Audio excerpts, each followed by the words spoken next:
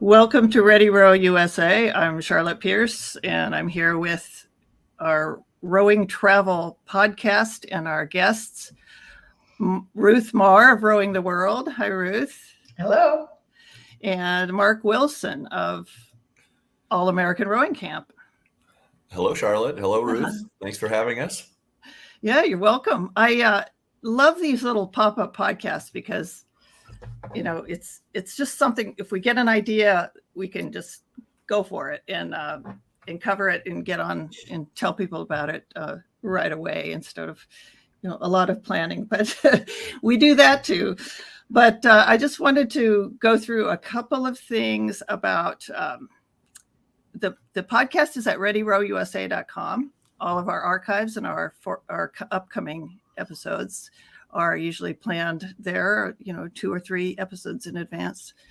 We've got rowing, ready to row or learn to row coming up in later this month. And we have rowing for recovery and a lot of other fun things coming up. We have, and here's a slide with our guests and me at Mark's camp in Florida. If you look closely at that picture, there's an alligator in the background. Wow. Long story with that, but I made it. I made it back alive. I wanted to acknowledge our couple sponsors, goodinklings.com, an incredible, wonderful WordPress website designer, Laura Williams. She does my websites. This one, Ready Row USA, and Burnham Boat Slings, the famous, wonderful company that makes the boat covers that protect our boats, including the ones at Mark's camp and other places. We have a hashtag Ready Row USA, so use it on social media, and we'll trail you around and give you things like remote coaching, other gadgets and gear and stuff. So without further ado, let's get into rowing travel. And it's May. I want to travel this year. What do I do? What do I do? How do I get involved? And what are some of the last minute, right? Ruth, what would you say? Well, you can actually, we do have a last minute opportunity. We had a cancellation on our BC Wilderness Rowing Trip, which is a very amazing tour where we are on the west coast of Vancouver Island. We do a little rowing out of a place called Ucluelet, and then we row over to a wilderness lodge that's a water access location only, and stay based there and do some rows out of that for a while. So we had a cancellation, and so we have 1 seat available. It runs from June 1st to the 7th, or the 8th, sorry. And so that's a last minute opportunity right there. Jump on a plane, fly to Victoria, we'll meet you. That sounds awesome. How fun. Yeah. It sounds so beautiful. I know BC is amazing. It is. Yeah. And this is like, there's usually there's a bear that walks along the shore every morning, collecting, or at the low tide, turning over rocks and pulling up clams or whatever the heck he's eating. Anyway, and then we've seen whales. It's phenomenal. It's a beautiful part of the world and an amazing place to row.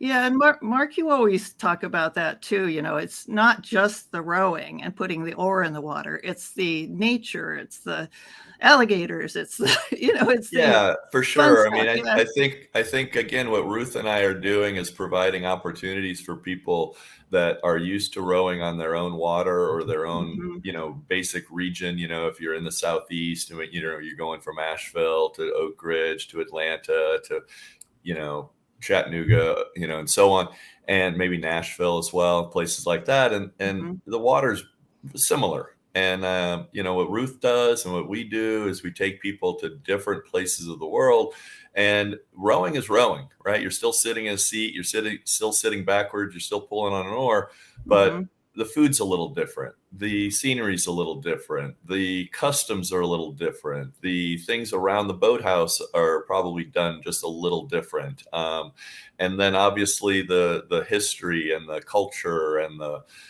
wine and the cuisine and everything else that goes along with the trip is is unique. And what we try to do, and I know Ruth does too, is try to showcase those natural, cultural, and historical elements of the trip, and not just do the rowing. And the rowing's fantastic, you know, wherever we take people, but it's the other things too. So for sure. And I know you do coaching, but Ruth, do you do a lot of coaching with the people who come on your trips? And you do mostly team boats, right? We mostly row Cox quads, and no, there is no coaching, and we're very clear about it. I mean, that's why, you know, like Mark, your products are different because people come not only to enjoy the location, but they want to improve their rowing. We work on the assumption that people are experienced rowers. We have a validation process and try to make sure that people are not only able, you know, have the skill required, but have the fitness and the ability to do the kind of distances that we do in a tour, on a tour, where we are rowing for longer periods of time during the day. We're going typically longer distances that people might be used to rowing on their home waters. And you row day after day. Like, everybody can get in a boat and row 20 or 30K. It's getting in the boat the next day and doing 20K the next day. Exactly. Yeah, so we don't have any coaching. We do not have assigned seats. They are typically, as I said, Cox quads, maybe some doubles, maybe some singles. We row a lot of coastal boats because of the waters that we're on. We do a lot of coastal rowing, and even running coastal boats on freshwater, because when you're rowing over the course of a full day on a big lake, the weather can change, the waves can kick up, and the coastal boats can handle that. So we change seats every day. People take turns coxing, people take turns stroking, and we actively discourage any coaching. Interesting, yeah. Even by the participants. Especially from bow seat, right, Ruth? Correct. No coaching from bow seat. Definitely. Yeah, that's a very good rule, I think. You know, we've seen that in our boats. You know, we bring people from all around the country, and then they get into like in the picture behind me, you know, the quad sitting there in Lake Bled, which we'll be going to here in a few short weeks. But yeah, we try to do the coaching from outside the boat, and we encourage people, just like Ruth does, to try to focus on your own rowing and not somebody else's, right? Yeah. So, very good rule there, Ruth. Yeah, I mean, I'm glad to get this clarification, because if I take one of your trips, Ruth, I want to conform. Yeah. I'm dying. I'm dying to go to Vogelanga. Tell us a little bit about that. Well, it's an amazing event, and of course, with the pandemic, it was paused for quite a few years. So 2019, we ran a full crew through there. And then we have a group going this year, which is the first year it's opened up again to sort of the rest of the world. It's not a race; it's an event. It's the one morning of the year that the canals of Venice are closed to motorized vehicles. And it starts at 9 a.m. at opposite St. Mark's Square. A cannon goes off, and something like 3,000 boats are on the water. Of all kinds, right? Just different kinds of boats? Yeah, I mean, primarily rowing. And it started, the origin of the event is it started as a protest by the Venetian rowers, you know, and they do a very different style of rowing. You face forward, you're standing up, and you have one oar, and it's rowing, but it's quite different. I've tried it, and it's counterintuitive. But anyway, is that like the ones they use in the canals? It's sort of like a gondolier, sort of, but it's different, and the boats are very different than large boats, singles, whatever. So it's quite a unique style of rowing. So they're there, and they are sort of the premier participants. But also there are all kinds of boats. Whether eights and coastal quads like we have, or, you know, even I actually rode at one time in a double, which is a really bad idea because I was and with all the traffic, like I had to do a head check pretty much every single stroke. Took me months to get the cricks out of my neck. Anyway, yeah, I've seen pictures of it. It looks fun but crazy. It is, and it's 32 kilometers. And you go around Murano and Birano, and you come back into the Canale Reggio. And that's where it gets entertaining, because even though it spreads out over the course of the morning, there's still this congestion. There's a bridge that only one boat at a time can go under. Mm-hmm. You have these Navy divers there, and they grab your boat and they shoot you through, and it's clashing oars, and it's just mayhem. But it's pretty special. It seems like a bucket list item. I've is. been hearing ever since you started posting about it. Now, Mark, do you do mostly flat water, or are you we taking do some mostly coastal? flat water rowing, but we also are doing more similar to Ruth, having opportunities to do the coastal and or the gig Cox quads as well. So in our trips in Croatia, we definitely will get into the gig quad. We actually have 2 gig quads there now in Šibenik, Croatia. We have use of 2 coastal quads as well. Going out through past the St. Nicholas's Fortress and heading out into the Adriatic in a coastal boat with a Giardina ferries coming at you. It's pretty spectacular as well. And it's a little more open water like what Ruth is talking about. But most of our camps are more designed for continuing your flat water racing or flat water rowing, flat water enjoyment of the sport in different locations. But yeah, I think the adventure touring and the gig, especially the Cox quad or the gig quad is really a fantastic boat for these kind of things. And also here in the United States, I think, one of the things that we're trying to do is to have people think and come back and realize, wow, I don't have to be in a fine boat every day. We could have a little bit different approach to our rowing here, especially in probably really, generally speaking, North America, but in the United States specifically. I know Canadian have got a little bit more of that touring mentality and gig mentality. Here we've kind of lost it. Back in the 60s, it was much more prevalent to have some gigs in your boathouse, and now those are kind of disappeared a little bit. And we're hoping to showcase those boats as good pieces of equipment, not just for rowing in rougher water, but also from a learning standpoint. Being able to teach people how to row more comfortably in a well-designed boat. So, Ruth, did you have a comment about that, or Well, certainly, and we travel to expand our minds and to experience different things in different places. And it's same with rowing. And I think Mark is correct. We think it's important to expose people to all the different forms, and we often are a bit parochial in our thinking about what constitutes rowing. And there's a whole world of rowing out there, not just in terms of the destinations, but in styles. And it's phenomenal. I mean, it's part of why we travel and why it's important to keep traveling, regardless of what the circumstances are, to really have that, the benefit to yourself of what travel gives you. In terms of experiences, but also, just taking you out of your day-to-day, but also that wonderful opportunity to just learn and do things differently. No, just a question that occurred to me is like, is a rowing travel trip more expensive than just like going to Venice and getting a hotel and doing tourist things? Or yes.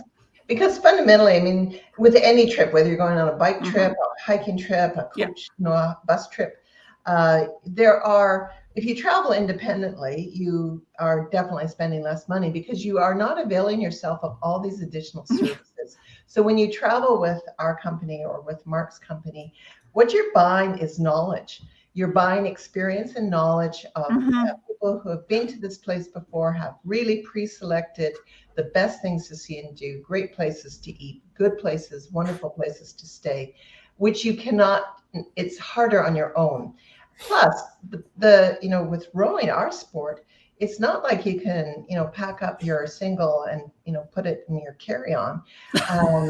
You need what Mark and I do is we have developed these partnerships in all the different parts of the world with where we can access the equipment and quality equipment. So that's the advantage of traveling with a company like, a rowing travel company. Well, I find that when I've done them, just much more enriching and less stressful than, doing my own thing.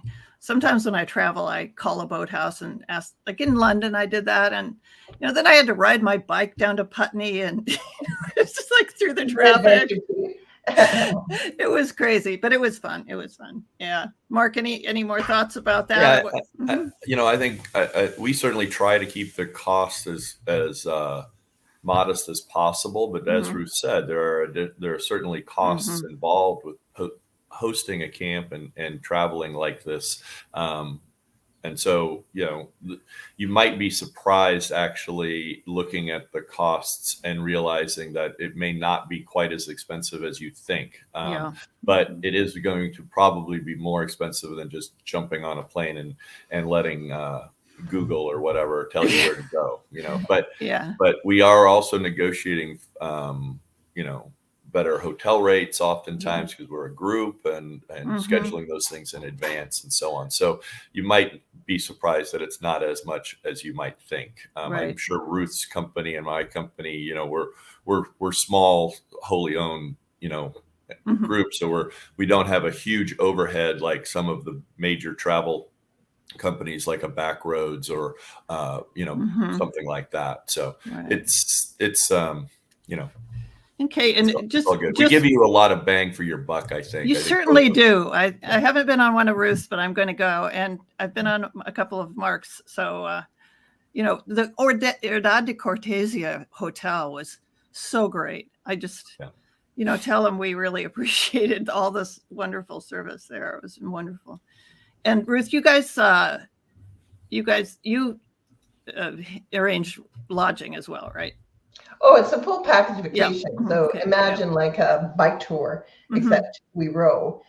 So we don't provide travel to the area because we have guests coming from all over the world. So that's not included. And but yes, once you're on site, pretty much everything is included. So the value is really high. Right.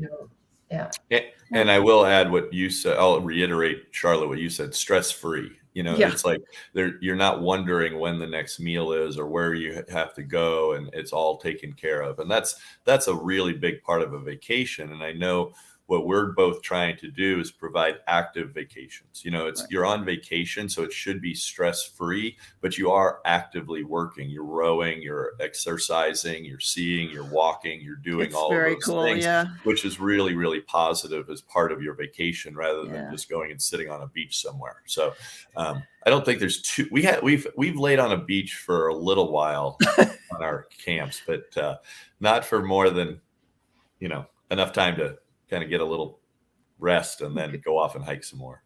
Got it. Yeah. Let me just ask, the elephant in the room is COVID and traveling. And I have to say, getting away to Portugal was not scary at all. It was really nice. And I felt safe and all that. And it really kind of opened up my willingness to do this kind of thing. You made it easy, Mark. It was, the whole thing was wonderful. But do either of you have a comment about that? Well, I'll just take that a little bit. I think, again, the idea is we're trying to provide, just like Ruth, a full package. So where who's going to be your driver. So when you get off the airplane, we're meeting you and taking you where you need to go. The hotel's prearranged and everything. And I think, again, for us North Americans, it's been a little more haphazard in how our different states have been handling this whole thing. And so in Europe, it's been it's handled much better. So I think really from my standpoint, COVID is becoming much, much less of an issue. I was just in Italy 2 weeks ago, and it was great. Everybody's, either vaccinated or testing negative before they get on a plane. And, when you are in a closed space, sometimes the place like a museum or something might ask you to wear a mask, which is great. It's fine. But generally speaking, it's incredibly safe, incredibly easy. And people really shouldn't worry too much about that if at all possible. And then the other travel things are just, making sure the normal travel things, whether or not it's COVID related or not, is make sure you're updated on your own personal vaccines besides COVID, right? And then also your passport has got at least 6 months left of travel on it. This year, personally, I was in my passport expires August of 22, and I was on a trip to Costa Rica in December, then to France in March, and then to Italy in April, and then to the Netherlands in end of May. So the end of this month will be handling those. So I had a very fine gap to get my passport I guess renewed. so. So the day I got back from Costa Rica, I sent my passport back to get a renewal, and so I would have it back in time for the trip to France. And it worked. But you do have to kind of look at those things. You don't want to be surprised and have to do a 24-hour, 48-hour turnaround on your passport. So right. Any strategic tips from you? We have a couple more minutes, and then we can send everybody off. Yeah, and I think it is wonderful that we are able to experience travel again, but I think it's also naive to think that travel is the same as it used to be. Like Mark said, you have to be planning a bit more. I think that and the purpose of this show was sort of talk about last minute travel, and that's entirely possible and has certain advantages. On the other hand, too, you need to have be a little bit more prepared and planned. Like I believe to return to the United States, you have to have a negative test. That's not the case in Canada anymore. But so what happens if you test positive? What is your plan?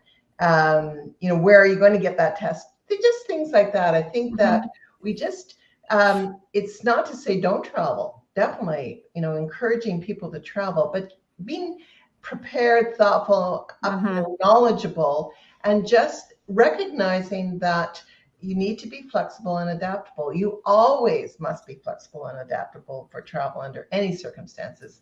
And now there's a little more heightened attention to that sort of preparedness. And right. And I think you both brief your guests on, very thoroughly. I have to say, I didn't read all that stuff. And I got to the airport and I had to, do it online at the counter. And I would reiterate that people should kind of really take an extra effort to educate themselves and just get all their ducks in a row. Any thoughts about that before we close out here? Yeah. Well, I would agree. I would agree. Just making sure that your own personal travel to wherever country you're going is you're following the rules. Going to Europe right now is really quite easy. We are the weird country, the United States, with needing to have that COVID test on the return leg. Hopefully that dissipates here soon. Me in France, it was a 25 euro test at the local pharmacy that was about 10 steps away from the hotel. Cool. In Italy, we had a 15 euro test done in a pharmacy right in the middle of Florence, and it was 15 minutes in and out done. They give you the piece of paper, you take it and you get on the plane and it's fine. And actually the plane looked for it once and that was fine. Yeah, I know. They didn't really check it on the way back for me. Yeah. So that's good. I want to just touch on one more little thing. There's a couple other people out there doing this. The Venice thing, if you're going to Venice, there is a group of wonderful, it's women-owned company, very good group called Row Venice. I was brought on to that by somebody who had traveled to Venice. Myself, my wife, and my son did it. It was fantastic. It was just like the boats that Ruth is talking about. Definitely, if you go to Venice, definitely book one of their trips, book it in advance. We had a wonderful guide. She spoke beautiful English. She actually studied music at Indiana University, where my wife and I both coached previously. But she was Italian and absolutely fantastic. And then in Tuscany, right in Florence and/or Pisa, what's the name of it? It's Stefano Matteo is his name, and rowing in Tuscany, and he's got this Tuscan Rowing Academy, kind of similar. He's a former Olympian from Italy and just does a great job. I've heard only good reviews. I referred him. I had lunch with him while we were in Italy a couple weeks ago. Fabulous guy. And I made a reference to one of our campers, and she was going to Italy and booked immediately once she heard my reference to him. And she's looking forward to that trip. So there's lots of, these little, I don't want to say little, but there's people out there that are doing this kind of thing, not bringing full on trips from North America. Right. But you can go there and do that for a day or two or something. We've had other campers like you, Charlotte, that have gone to places like Budapest, and they just reach out to the rowing club locally in advance, making sure, kind of talking about the last minute thing. Don't be last minute if you're trying to book a visit to a boathouse in some foreign country. Give them a little notice. They may have different hours. They may not be open every day. They like to know who's coming to visit. And then you may need the code to get through the little door, Yeah, right. in Florence, I did that in Scotland. Right. It was just like the greatest group of people. And this guy had a garden. He brought me some potatoes from his garden. It's just like, you're going to find all sorts of hospitality. So welcome. Yeah. Any final thoughts from you, Ruth, on tips for getting away this summer and doing some rowing? Go. Good word. And call or visit rowingtheworld.com, allamericanrowingcamp.com, and there's other outfits, but you guys I know best, and I wish you really the best in your trips this summer and fall, and I'm sure I'll see you on the water. Sounds good. Great. Yeah. Thank you. Great to see you, Ruth. Thank you. Nice to see you too. Thanks very much. Bye-bye. Bye. Thank you.